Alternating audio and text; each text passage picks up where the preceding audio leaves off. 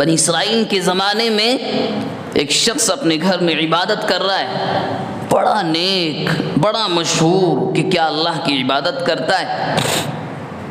ایک گنہگار انسان جو ہمیشہ شراب پینے والا، غلطیاں پر غلطیاں، گناہ پر گناہ کرنے والا پاس سے گزرتا ہے۔ دل میں خیال آیا ہے بڑے اللہ والے ہیں، پاس میں بیٹھ جائیں گے تو ہو سکتا ہے کہ ہمارا بیڑا بھی پار ہو جائے۔ یہ اس کے پاس آ کر بیٹھا۔ امام رازی رحمہ اللہ نے اپنی تفسیر میں واقعہ نقل کیا ہے۔ اس اللہ والے نے زبان سے کچھ نہیں کہا، صرف دل میں یہ خیال آیا یہ کتنا گندا ہے، یہ کتنے گناہ کرتا ہے، میرے پاس آ کر بیٹھ گیا، لوگ میرے بارے میں اب کیا کہیں گے۔ سیدنا موسیٰ علیہ السلام کو وحی بھیجی گئی اور کہا گیا اس بندے کو جا کر سناؤ، تم نے آج تک جتنے اعمال کیے تھے ہم نے تمہارے نامہ اعمال سے سب کو ختم کر دیا۔ وجہ یہ ہے کہ تم ایک ہمارے بندے کو دیکھ کر جو توبہ کی نیت سے آ رہا تھا، تمہارے دل میں تکبر آ گیا۔ لمحے بھر کے تکبر نے پوری زندگی کے اعمال کو برباد کرا دیا۔ اسی کو تو کہا جاتا ہے وَتُعِزُّ مَن تَشَاءُ وَتُذِلُّ مَن تَشَاءُ بِيَدِكَ الْخَيْرُ إِنَّكَ عَلَى كُلِّ شَيْءٍ قَدِيرٌ۔ یہ بیماری اتنی خطرناک ہے کہ انسان تباہ ہو جاتا ہے، برباد ہو جاتا ہے۔ کیوں؟ کیونکہ اللہ کو پسند ہی نہیں ہے۔ اس نے تو صاف اعلان کر دیا تم کر کے دکھاؤ تکبر، ہم دنیا اور آخرت دونوں تباہ کر دیں گے، کچھ نہیں بچے گا۔ اللہ کے نبی علیہ السلام سے باقاعدہ صحابہ نے پوچھا تکبر کیا ہے؟ آپ نے صاف فرمایا اپنے سامنے والے کو حقیر سمجھنا، چھوٹا سمجھنا، کسی بھی اعتبار سے، طاقت کے اعتبار سے، مال کے اعتبار سے، کسی کی حیثیت کو پرکھ لینا اور اس سے چھوٹا کر کے بات کرنا، زبان سے الفاظ جو نکلے معلوم ہو جائے کہ کیا بول رہے ہیں، تکبر جھلکے، اللہ کو یہ چیز پسند نہیں۔ امام رازی رحمہ اللہ نے ایک بڑا شاندار واقعہ نقل کیا، فرماتے ہیں ایک بڑی نیک اللہ کی بندی تھی، کہیں کسی گھر میں شادی ہو گئی، دسترخوان پر بیٹھے ہوئے اور ایک مالدار شخص سے شادی ہوئی، میاں بیوی بچے دسترخوان پر ہیں اور مالداری اتنی کہ 50 نوکر چاکر کام کرنے والے کھانا لا کر چن رہے ہیں، دروازے پر دستک ہوتی ہے، کسی نے دروازے کو نوک کیا، خادم نے جا کر کھولا، کوئی دست سوال پھیلا کر کھڑا تھا کہ بھوک لگی ہے کھانے کے لیے دے دو۔ اللہ کا نام لے کر اس نے مانگا، یہ شخص اٹھا اور تکبر کے انداز میں جا کر کہتا ہے تمہیں وقت نہیں معلوم کب آنا ہے مانگنے کے لیے، جھڑکا ڈانٹا، بلکہ امام رازی کے الفاظ ہیں کہ ہاتھ پکڑ کر اس کے گھر کی گلی سے باہر نکال دیا، بے عزتی کی، مانگنے کے لیے آ جاتے ہیں اور نہ جانے کیا کیا الفاظ۔ اب دیکھیے حالات پلٹتے ہیں، حالات ایسے بنے اس خاتون نے اس سے خلا لیا، بچے اپنے باپ سے جدا ہو گئے، یہ خلا لے کر چلی گئی، یہ سب کچھ برباد ہو گیا اس کا۔ دوسرا نکاح کہیں اور ہوا، وہ مرد بڑا شاندار، عزت کرنے والا، احترام کرنے والا، بالکل یہی منظر ہے، شوہر اور بیوی دسترخوان پر کھانا کھا رہے ہیں، دروازے پر دستک ہوتی ہے، یہ خود اٹھ کر جاتا ہے، دیکھتا ہے کون ہے، دیکھا کہ مانگنے والا ہے، زوجہ سے آ کر، بیوی سے آ کر کہا جتنا کھانا دسترخوان پر ہے جس کو ہم کھا نہیں سکتے اس کو اچھی طرح پیک کر کے دے دو، اس کے کام آ جائے گا، ہم شام میں ہمارے لیے انتظام ہو جائے گا، اللہ نے بہت دیا ہے۔ جب یہ خاتون اپنے خادم کے ساتھ کھانا باندھ کر لے کر گئی اور دروازہ کھولا. امام رازی رحمہ اللہ لکھتے ہیں کہ یہ عورت رونے لگی. اس مانگنے والے نے اس کو نہیں پہچانا, یہ اس کو پہچان گئی. جب واپس آئی شوہر نے پوچھا رونے کا سبب کیا ہے, ماجرا کیا ہے. اب سنیے الفاظ کہ تکبر کے نقصانات کیا ہوتے ہیں اور اللہ انسان کو کیسا برباد کر دیتا ہے. وہ عورت آ کر اپنے شوہر سے کہتی ہے, جو مانگنے والا آج ہمارے دروازے پر آیا یہ میرے سابق شوہر تھے. تو اس نے پوچھا ہوا کیا تھا, اس نے پوری داستان بیان کی. ایک زمانہ تھا, کوئی مانگنے والا آیا, میرے منع کرنے کے باوجود میرے شوہر نے ڈانٹا, جھڑکا, گلی سے نکال دیا, بے عزتی کی. اس دن کے بعد حالات بدلے, میں ان سے الگ ہو گئی, بچے بھی الگ ہو گئے. اب یہ شوہر, یہ دوسرا شوہر اس عورت کا کہتا ہے وہ مانگنے والا میں ہی تھا. حالات ایسے بدلتے ہیں. وَتُعِزُّ مَن تَشَاءُ وَتُذِلُّ مَن تَشَاءُ بِيَدِكَ الْخَيْرُ. اللہ بار بار کہہ رہا ہے لوگوں تکبر مت کرو. مال کی بنیاد پر ہم سیکنڈ کے 1000ویں حصے میں تمہاری سانسوں کو کھینچ لیں گے. تمہیں تو یہ بھی نہیں پتا کہ تم کب مرو گے, کس حالت میں مرو گے, تم کیوں تکبر کر رہے ہو. ایک اللہ والے نے تو بڑی شاندار بات کی, حالانکہ ہو سکتا ہے کچھ لوگوں کو شرم آ جائے. وہ کہا کرتے تھے انسان تو کس منہ سے تکبر کرتا ہے, اور آگے فرماتے تھے تو دو شرمگاہوں سے نکلا ہے. جب باپ کی شرمگاہ سے نکلا ایک ناپاک قطرہ تھا, ایسا قطرہ کسی کو معلوم ہو جائے لوگ ملنا پسند نہیں کرتے. ماں کی شرمگاہ سے نکلا, کوئی ہاتھ بھی نہیں لگاتا, نہیں پہلے بچے کو پاک کر دو, پہلے نہلا دو, پہلے صاف کرا دو. اب تو گھر میں تب تک لے کر نہیں آتے جب تک بچے کے ٹیسٹ نہ ہو جائیں, کوئی انفیکشن تو نہیں ہے, فلاں اور فلاں. وہ اللہ والے فرماتے ہیں دو ناپاک جگہوں سے نکلنے کے بعد تکبر کا کیا مطلب, اور تمہاری حیثیت کچھ بھی نہیں ہے پھر بھی تکبر. مال آ جائے ہم کچھ ہیں, عہدہ آ جائے ہم کچھ ہیں, اللہ طاقت دے دے ہم کچھ ہیں. یاد رکھیے یہ میرے آپ کے لیے سب کے لیے ہے, اللہ کو یہ چیز پسند نہیں. میں نے شروع میں ذکر کیا اور جو بعد میں آئے وہ بھی سنیں. اللہ صاف فرماتا الکبریاء ردائی, تکبر میری چادر ہے. اگر کوئی انسان کرے گا میں برباد کر دوں گا. آج کل وقت نہیں ہے ورنہ آپ کو مثالیں دیتا لوگوں کے بات کرنے کے انداز. اللہ معاف کرے, لفظ سے تکبر جھلکتا ہے, اور تکبر سب کے لیے ہے. کوئی یہ کہنے لگے میں اچھا حافظ, میں قرآن کا بہترین پڑھنے والا, اور اپنے اس قرآن کی نعمت کی بنیاد پر سامنے والے کو حقیر سمجھے. اللہ کے نبی نے فرمایا سب سے پہلے کل قیامت کے دن جہنم میں ڈالا جائے گا. مال دے دیا. اور تکبر کی بھی چند وجوہات ہیں, وہ آئندہ ہفتے آئیں گی. ہمارا خاندان ایسا, تم کیا ہو ہمارے خاندان کے سامنے, کرائے پر رہنے والے. یہ الفاظ نقل کر رہا ہوں جو لوگ اشارتاً کہتے ہیں تکبر کی بنیاد پر. نگاہوں سے تکبر جھلکتا ہے اور سامنے والے کو گرا کر ذلیل کر کے بات کرتے ہیں.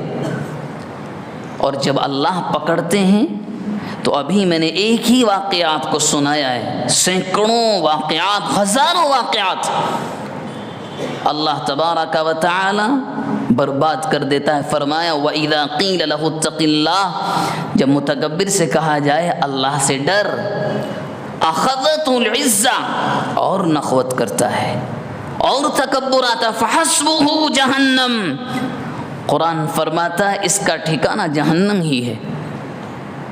تکبر ایسی بیماری ہے کہ تمام عبادتیں برباد ہو جاتی ہیں. اس لیے اپنے آپ کو وہیں پر رکھیں جہاں اللہ نے پیدا کیا. تمام انسان یکساں نہیں ہیں, ہر ایک کے مراتب الگ الگ ہیں, مگر اپنے علم, اپنے مال, اپنے خاندانی حسب و نسب, اپنی رشتہ داریاں, اپنے عہدوں کی بنیاد پر تکبر کر کے سامنے والے کو ذلیل کر دینا اللہ کو یہ پسند نہیں ہے۔ دعا فرمائیں جو باتیں ہمارے سامنے آئیں اللہ تبارک و تعالی اخلاص نیت کے ساتھ عمل کرنے کی توفیق مرحمت فرمائے، آمین۔ وآخر دعوانا ان الحمد لله نحمده ونستعينه ونستغفره ونؤمن به ونتوكل عليه ونعوذ بالله من شرور أنفسنا ومن سيئات أعمالنا من يهده الله فلا مضل له ومن يضلله فلا هادي له ونشهد أن لا إله إلا الله وحده لا شريك له ونشهد أن محمدًا عبده ورسوله صلى الله عليه وعلى آله وأهل بيته وأزواجه وأصحابه وذرياته وبارك وسلم تسليما كثيرا كثيرا.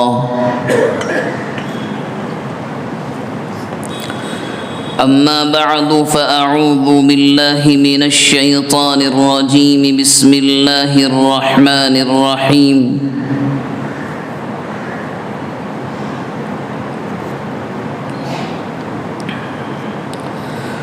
وَإِذَا قِيلَ لَهُ اتَّقِ اللَّهَ أَخَذَتْهُ الْعِزَّةُ بِالْإِثْمِ فَحَسْبُهُ جَهَنَّمُ.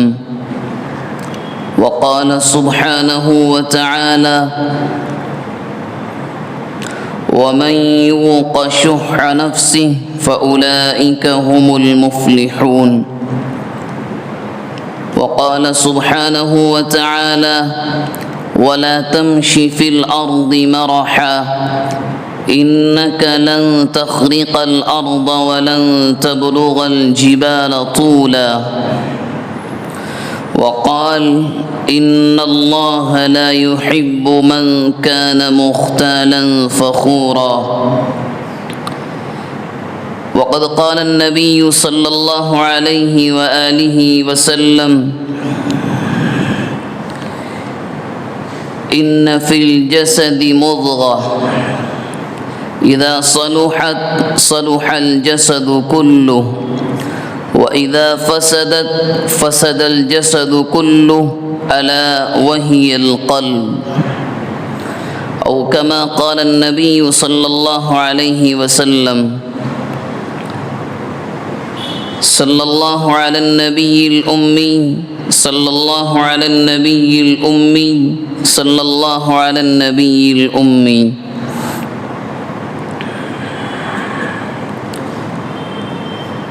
قابل احترام بزرگوں، عزیزوں اور دینی بھائیوں،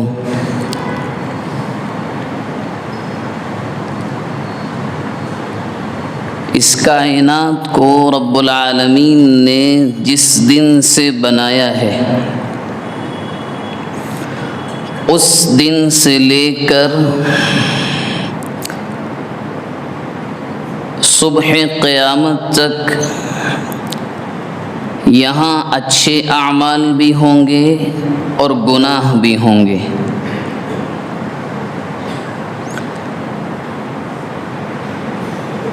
اچھے اعمال کے ذریعے سے بندوں کا مقصد رب کی رضا ہے،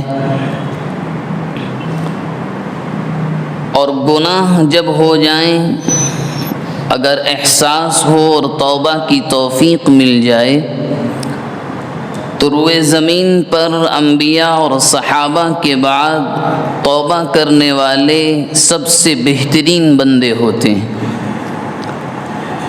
ان سے محبت، ان سے عشق کی گواہی رب العالمین نے قرآن مجید میں بارہا دی ہے، کہیں صاف کہیں اشارتاً۔ ان اللہ یحب التوابین، ہم ان لوگوں سے محبت کرتے ہیں کہ جب ان کے قدم پھسل جاتے ہیں وہ پھر دوبارہ معافی مانگتے ہیں، پھر دوبارہ سے زندگی کو شروع کرتے ہیں۔ اور ان گناہوں میں جو اس کائنات میں تقریباً ہر گناہ کی جڑ بھی ہے، بنیاد بھی ہے، اور اس کائنات کا وہ سب سے پہلا گناہ ہے، سب سے پہلی غلطی ہے جو اس کائنات میں ہوا، وہ ہے تکبر، گھمنڈ، اپنے آپ کو سامنے والے کے مقابلے میں بڑا سمجھنا اور سامنے والے انسان کو اپنے سے ذلیل اور حقیر جاننا۔ یہ ایک ایسی بیماری ہے جو تقریباً اگر اللہ نہ کرے کسی کو لگ جائے تو تمام نیک اعمال اللہ کی جانب سے اٹھا لیے جاتے ہیں۔ بنی اسرائیل میں یعنی حضرت موسیٰ علیہ السلام کے زمانے کے بے شمار واقعات کتب تفسیر میں ملتے ہیں۔ امام رازی رحمہ اللہ نے بے شمار واقعات اس سلسلے کے لکھے ہیں کہ کیسے ایک لمحے کے تکبر نے بنی اسرائیل کے ایک عابد جو 100 سال سے اللہ کی ایسی عبادت کر رہا تھا کہ پلک جھپکنے کے برابر رب العالمین کی نافرمانی اس نے نہیں کی، مگر تکبر کے ایک لمحے بھر کے احساس نے اس کے تمام اعمال کو خاکستر کر دیا، اس کے اعمال نامے میں کچھ نہیں بچا۔ جو حدیث شریف ابھی میں نے آپ کے سامنے پڑھی، یہ حدیث ایسی ہے اس کو اہل علم بھی بہت اچھی طرح جانتے ہیں اور ہم اور آپ بھی جانتے ہیں۔ کیوں؟ یہ علماء کی زبان سے، اپنے بڑوں کی، اکابرین کی زبان سے ہم بے شمار سنتے ہیں، ان گنت مرتبہ اس کو ہم علمی مجلسوں میں سنتے ہیں کہ اللہ کے نبی نے ارشاد فرمایا جسم کے اندر ایک ٹکڑا ہے، گوشت کا ایک لوتھڑا ہے، اور اس کی حیثیت کیا ہے؟ اذا صلحت صلح الجسد کلہ، اگر وہ صحیح ہے، اگر وہ نیک ہے تو پورا جسم صحیح سالم ہوتا ہے۔ اور یہاں ظاہری بیماریوں کی بات نہیں ہو رہی، یہاں باطنی بیماریاں اللہ کے نبی علیہ السلام فرما رہے ہیں۔ اور اس کے بعد فرمایا وَإِذَا فَسَدَتْ، اللہ نہ کرے وہ جسم کا ٹکڑا کسی کا خراب ہو جائے، فَسَدَ الْجَسَدُ كُلُّ، پورا جسم خراب ہو جاتا ہے۔ اور آپ نے فرمایا الا، عربی زبان میں لفظ الا استعمال کیا جاتا ہے کہ ذرا غور سے سنو، الا وہی القلب، سنو کہ وہ دل ہے۔ دل کا معاملہ ایسا ہے کہ اگر یہ صحیح، پورا جسم صحیح کام کرتا ہے، اور اگر یہ خراب، اس کے اندر آنے والے خیالات، جذبات، سوچیں اگر وہ خراب ہیں تو انسان کا جو پورا جسم ہے وہ خراب ہو جاتا ہے۔ یعنی اس جسم کے جتنے اعضاء جو بھی عمل کرتے ہیں، جو بھی کام کرتے ہیں، پھر ان سے اخلاص والے اعمال نہیں ہوتے، پھر نیک اعمال انسانی اعضاء سے نہیں نکلتے۔ اور آج کل تو حال یہی ہے، کسی نے بڑی شاندار بات کہی کہ فیصلہ تیرے ہاتھ میں ہے، فیصلہ تیرے ہاتھ میں ہے، دل یا شکم۔ کیونکہ آج کے زمانے کی جو سوچ ہے وہ یہ ہے کہ انسان، سچی بات ہے، دو چیزوں کے پیچھے بھاگ رہا ہے۔ پہلی چیز شکم، پیٹ۔ پوری دنیا کی محنت آدھی سے زیادہ اسی کے پیچھے ہے۔ بعض حلال و حرام کا خیال کر لیتے ہیں، بعض کسی کی عزت کرنے کا خیال کر لیتے ہیں، اور بعضوں کو حلال، حرام، غداری، دھوکے بازی، بے وفائی، لوٹ سے کوئی پرواہ نہیں ہوتی۔ انہیں اس کے لیے صرف مال چاہیے، اور اس پیٹ کی بھوک ایسی ہیں جو کبھی ختم نہیں ہوتی۔ اس پیٹ کی بھوک وہ منزل ہے جو انسان کے کبھی ہاتھ نہیں آتی۔ انسان موت تک اسی بھوک کے پیچھے بھاگتا رہتا ہے، حتیٰ جس کو قرآن مجید نے کہا حتیٰ اتانا الیقین، کہ موت آ جاتی ہے مگر اس کی خواہشات پوری نہیں ہوتی۔ نبی کریم علیہ الصلاۃ والسلام نے صحابہ کرام کو بہت سی مرتبہ سمجھایا۔ پہلی چیز ہے اس زمانے میں جو محنت ہے انسانوں کی پیٹ، اور دوسری چیز ہے شرمگاہ۔ یہ بہت کڑوی حقیقت ہے مگر یہی سچائی ہے۔ آپ دنیا کی تمام محنتوں کا نچوڑ نکال کر دیکھیں، پہلے پیٹ کو ان چیزوں سے بھرا جاتا ہے جن سے خواہشات بھڑکیں، اور جب انسانی نفس کی خواہشات بھڑک جاتی ہیں تو وہ اپنی خواہشات کو غلط طریقے پر پورا بھی کرتا ہے۔ حالانکہ جس چیز کی جانب نبی کریم علیہ السلام نے 1400 سال پہلے اشارتاً فرما دیا تھا کہ اگر اس کو صحیح کر لیا تو کوئی مسئلہ نہیں ہوگا، اور اسی دل میں سب سے پہلی بیماری آتی ہے تکبر۔ بیماریاں اور بہت سی آتی ہیں، حسد، جلن، غیبت، کینہ، بہت سی بیماریاں ہیں۔ ایک اللہ والے گزرے ہیں علامہ ابن عابدین رحمہ اللہ، جس کو علماء کی زبان میں علامہ شامی کے نام سے جانا جاتا ہے۔ بہت سے لوگ وہ ہوئے کہ جنہوں نے قرآن و حدیث کو سامنے رکھ کر مسائل نکالے۔ امام ابو حنیفہ رحمہ اللہ اور ان کی پوری ٹیم اور دوسرے فقہا۔ علامہ ابن عابدین کی خصوصیت یہ ہے کہ اس انسان نے پوری دنیا کو یہ سکھلایا کہ مسائل تو نکال کر بیان کر دیے گئے مگر ان کا ڈاکومنٹیشن کیسے کیا جائے، ان کو ترتیب کیسے دی جائے۔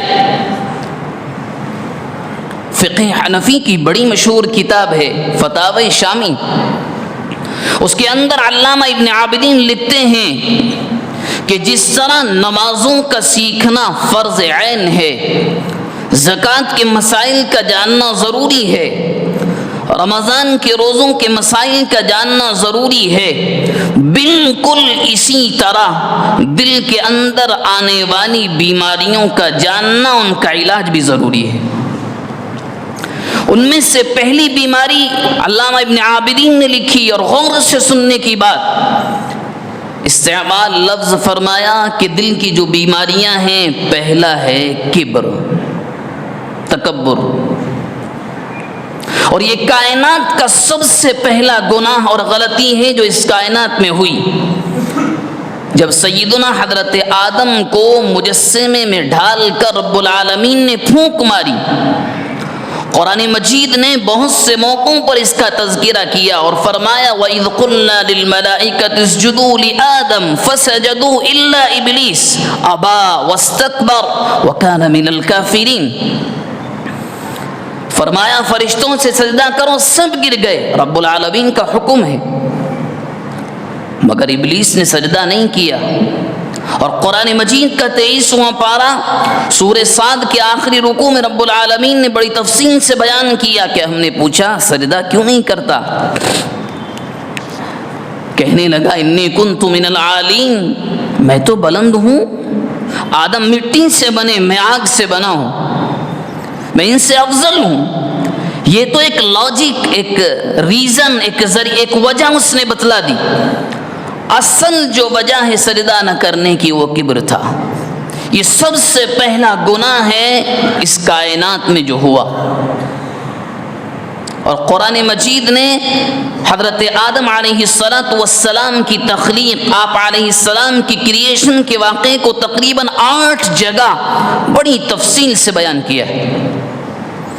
ابلیس نے کہا نہیں کرتے سجدہ، وجہ قرآن کہتا ہے بس دل کے اندر غرور آ گیا، تکبر آ گیا. ہوا کیا؟ رب العالمین کی بارگاہ سے نکال دیا گیا، راندہ درگاہ کر دیا گیا، اور تا قیامت توبہ کی کوئی توفیق نہیں. اور کون تھا ابلیس؟ وقت نہیں ہے، اہل علم سے معلوم کریں کہ وہ انسان جس نے رب العالمین کی سب سے زیادہ عبادت کی تھی، اللہ کا سب سے قریبی تھا، مگر صرف ایک لمحے کے تکبر نے اس کی ہزاروں سالوں کی عبادت پر پانی پھیر دیا، کچھ نہیں بچا. معلوم کیا ہوا؟ اللہ رب العزت والجلال کو یہ چیز پسند نہیں ہے. حدیث قدسی ہے، اللہ کے نبی علیہ الصلاۃ والسلام نے جگہ فرمایا الکبریاء ردائی. اللہ فرماتا ہے اے ابن آدم الکبریاء ردائی، تکبر میری چادر ہے. کسی بندے کو یہ حق نہیں پہنچتا کہ وہ تکبر کرے.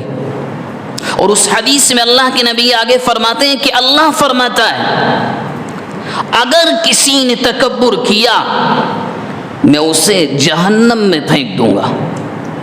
بڑے صاف الفاظ ہیں.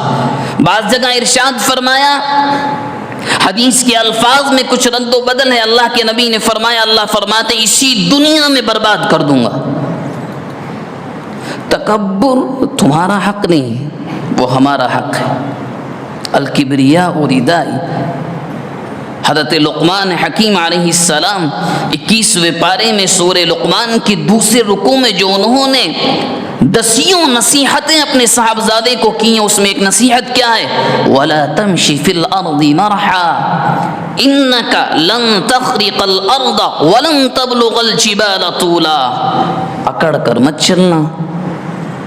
انسان جب اکڑتا ہے، ہم اور آپ کبھی کبھی قرآن کے جو الفاظ قرآن استعمال کرتا ہے اس پر غور نہیں کرتے. قرآن نے یہاں جو الفاظ استعمال فرمائے بہت عجیب و غریب ہیں. انسان آپ غور کریں، جب اکڑ کر چلتا ہے، جب وہ اپنے بازو والوں کو، برابر والوں کو دکھانا چاہتا ہے کہ ہم کچھ ہیں، تو وہ ایڑیاں جما کر چلتا ہے، پیر زمین پر ذرا زور سے رکھتا ہے، اور اپنی گردن کو لمبا کرنے کی کوشش کرتا ہے. ورنہ آپ آزما کر دیکھیں، یہ انسانی فطرت ہے. اسی کو سامنے رکھ کر حضرت لقمان حکیم کی بات کو رب العالمین نے کس طرح بیان کیا؟ انک لن تخرق الارض. ایڑیاں جماؤ گے زمین نہیں پھاڑ سکتے، گردن لمبی کرو گے آسمان تک نہیں پہنچ سکتے. ایک جگہ فرمایا ان اللہ لا يحب من كان مختالا فخورا. شیخیاں بگارتے ہو اپنی مالداری کی، ہمارے پاس کچھ ہے. اللہ کو ایسا بندہ بالکل پسند نہیں ہے، بالکل پسند نہیں. معلوم کیا ہوا؟ اللہ اور اس کے رسول کو کبر، تکبر بالکل پسند نہیں، بالکل پسند نہیں. اور اس بیماری نے، آپ یقین کیجئے، آج کے زمانے میں حقوق اللہ کا نمبر تو بعد میں آتا ہے، پہلے حقوق العباد ہیں، یعنی بندوں کے حقوق ادا کرنا. حقوق العباد کا اس بیماری نے ستیاناش کر دیا ہے. گھروں کے اندر سکون نہیں ہے، آپس کے رشتوں میں سکون نہیں ہے. وجہ یہی ہے، شوہر بیوی کی بات سننا نہیں چاہتا، بیوی شوہر کی بات سننا نہیں چاہتی، بچے والدین کے فرما بردار نہیں ہیں. کیوں؟ ہر ایک اپنے آپ کو صحیح سمجھ رہا ہے، ہر ایک اپنے آپ کو یہ سمجھتا ہے میں بڑا ہوں، میری سنی جائے. بیوی یہ سمجھتی ہے کہ مجھے جہیز کے ساتھ یہ لے کر آئے ہیں، میری سننی ہوگی. اولاد کی تربیت نہیں ہوتی تو والدین کی بات وہ نہیں سنتی. حالانکہ اولاد کے لیے تو آپ کو ایک عجیب بات بتاؤں، پوری شریعت اسلامیہ میں کہیں بھی والدین سے یہ نہیں کہا گیا کہ تم بچوں سے محبت کرو. صرف بچوں سے کہا گیا والدین سے محبت کرو. کیوں؟ کیونکہ ماں اور باپ کو بچوں سے فطری محبت ہوتی ہے، بچوں کو یہ نہیں ہوتی. اولاد کو ماں باپ سے فطری محبت نہیں ہوتی. اسی بنیاد پر ان کی محبت دوستوں میں بڑھتی ہے. بیوی آ جائے بیوی میں بڑھ جاتی ہے، اپنے بچے ہو جائیں ان میں بڑھ جاتی ہے. اسی بات سے کہا گیا کیا قرآن کے الفاظ پر قربان جائیں، جو قرآن نے والدین کے احترام کے لیے الفاظ استعمال فرمائے، وَاخْفِضْ لَهُمَا جَنَاحَ الذُّلِّ مِنَ الرَّحْمَةِ وَقُلْ رَبِّ ارْحَمْهُمَا كَمَا رَبَّيَانِي صَغِيرًا. گویا کہ قرآن کی اس آیت کا مطلب یہ ہے کہ والدین کے احترام میں بچھ جاؤ، اپنے آپ کو ذلیل کر لو. جو گرنے کا آخری درجہ وہاں تک گرو. ماں ناراض نہ ہو جائے، باپ ناراض نہ ہو جائے. لیکن اس غرور اور تکبر نے آج کل کے زمانے میں تو اس رشتے سے بھروسہ ہی اٹھا دیا ہے. یہ بیماری ایسی ہے جس دل کو لگ جائے تو پھر وہی ہوتا ہے جو اللہ کے نبی نے فرمایا فسد الجسد کلو، پورا جسم برباد ہو جاتا ہے، کچھ نہیں بچتا. اور اس کی پہچان کیسے ہو کہ غرور میرے اندر ہے یا نہیں؟ بہت آسان، بہت آسان. 2 یا 3 چیزیں، صرف اتنا دیکھ لیا جائے لوگوں کے سامنے جو میں عبادت کرتا ہوں، جو میں کام کرتا ہوں، جو میں اعمال کرتا ہوں، نماز، ذکر و اذکار، تسبیحات، کیا یہی کیفیت تنہائی میں بھی ہوتی ہے یا نہیں؟ بہت آسان ہے. میں یہ دیکھوں جو میں نماز مسجد میں لوگوں کے سامنے پڑھ رہا ہوں، کیا اسی کیفیت کے ساتھ رات کو تنہائی میں اللہ کے حضور میں کیا یہی کیفیت ہوتی ہے نماز کی؟ اگر نہیں ہے تو خدا کی قسم دل میں غرور اور تکبر ہے. اور جو انسان آج کے زمانے میں کہے نہیں ہمارے اندر کبر و غرور نہیں ہے، یاد رکھیے اس کے اندر کنفرم ہے، 100% ہے. جس کے اندر کبر نہیں ہوتا وہ کبھی بھی زبان سے یہ نہیں بولتا کہ میرے اندر، ہمارے اندر غرور و تکبر نہیں ہے. وہ اپنے آپ کو سدھارنے کی کوشش کرتا ہے، وہ اپنے آپ کو صراط مستقیم پر لانے کی کوشش کرتا ہے. آج کل کا حال تو یہ ہے کہ کوئی کسی کو نصیحت کرے، لوگ سننے کے لیے تیار نہیں، بلکہ سننا تو چھوڑیے، گالیاں دی جاتی ہیں، برا بھلا کہا جاتا ہے. صرف سمجھانے پر یہ اس بات کی نشانی ہے کہ حق کی آواز دلوں کے، کانوں کے راستوں سے جو دل تک جا رہی ہے وہ اب پسند نہیں آ رہی. یہ دل غرور کا شکار ہے، یہ دل تکبر کا شکار ہے اور کچھ بھی نہیں. اور جب یہ تکبر آتا ہے انسان خوش نہیں رہ پاتا، انسان سکون سے نہیں رہ پاتا. اور اللہ تبارک و تعالی کو یہ چیز اتنی ناپسند ہے کہ لمحے بھر میں اللہ دنیا بدل دیتے ہیں، انسان برباد ہو جاتا ہے. بنی اسرائیل کے زمانے میں ایک شخص اپنے گھر میں عبادت کر رہا ہے، بڑا نیک، بڑا مشہور کہ کیا اللہ کی عبادت کرتا ہے. ایک گنہگار انسان جو ہمیشہ شراب پینے والا، غلطیاں پر غلطیاں، گناہ پر گناہ کرنے والا پاس سے گزرتا ہے. دل میں خیال آیا ہے بڑے اللہ والے ہیں، پاس میں بیٹھ جائیں گے تو ہو سکتا ہے کہ ہمارا بیڑا بھی پار ہو جائے. یہ اس کے پاس آ کر بیٹھا. امام رازی رحمہ اللہ نے اپنی تفسیر میں واقعہ نقل کیا ہے. اس اللہ والے نے زبان سے کچھ نہیں کہا، صرف دل میں یہ خیال آیا یہ کتنا گندا ہے، یہ کتنے گناہ کرتا ہے، میرے پاس آ کر بیٹھ گیا، لوگ میرے بارے میں اب کیا کہیں گے. سیدنا موسیٰ علیہ السلام کو وحی بھیجی گئی اور کہا گیا اس بندے کو جا کر سناؤ، تم نے آج تک جتنے اعمال کیے تھے ہم نے تمہارے نامہ اعمال سے سب کو ختم کر دیا. وجہ یہ ہے کہ تم ایک ہمارے بندے کو دیکھ کر جو توبہ کی نیت سے آ رہا تھا تمہارے دل میں تکبر آ گیا. لمحے بھر کے تکبر نے پوری زندگی کے اعمال کو برباد کرا دیا۔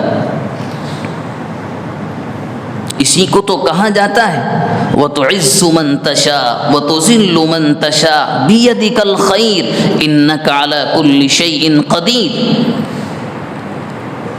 یہ بیماری اتنی خطرناک ہے کہ انسان تباہ ہو جاتا ہے، برباد ہو جاتا ہے۔ کیوں؟ کیونکہ اللہ کو پسند ہی نہیں ہے۔ اس نے تو صاف اعلان کر دیا تم کر کے دکھاؤ تکبر، ہم دنیا اور آخرت دونوں تباہ کر دیں گے، کچھ نہیں بچے گا۔ اللہ کے نبی علیہ السلام سے باقاعدہ صحابہ نے پوچھا تکبر کیا ہے؟ آپ نے صاف فرمایا اپنے سامنے والے کو حقیر سمجھنا، چھوٹا سمجھنا، کسی بھی اعتبار سے، طاقت کے اعتبار سے، مال کے اعتبار سے، کسی کی حیثیت کو پرکھ لینا اور اس سے چھوٹا کر کے بات کرنا، زبان سے الفاظ جو نکلے معلوم ہو جائے کہ کیا بول رہے ہیں، تکبر جھلکے، اللہ کو یہ چیز پسند نہیں۔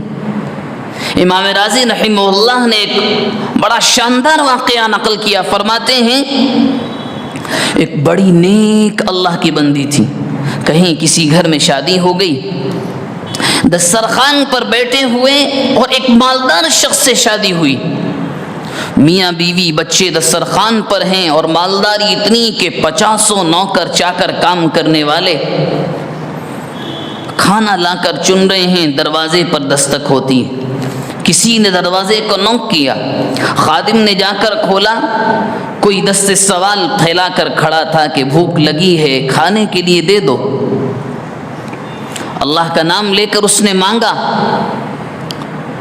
یہ شخص اٹھا اور تکبر کے انداز میں جا کر کہتا ہے تمہیں وقت نہیں معلوم کب آنا ہے مانگنے کے لیے، جھڑکا، ڈانٹا، بلکہ امام راضی کے الفاظ ہیں کہ ہاتھ پکڑ کر اس کے گھر کی گلی سے باہر نکال دیا، بے عزتی کی، مانگنے کے لیے آ جاتے ہیں اور نہ جانے کیا کیا الفاظ۔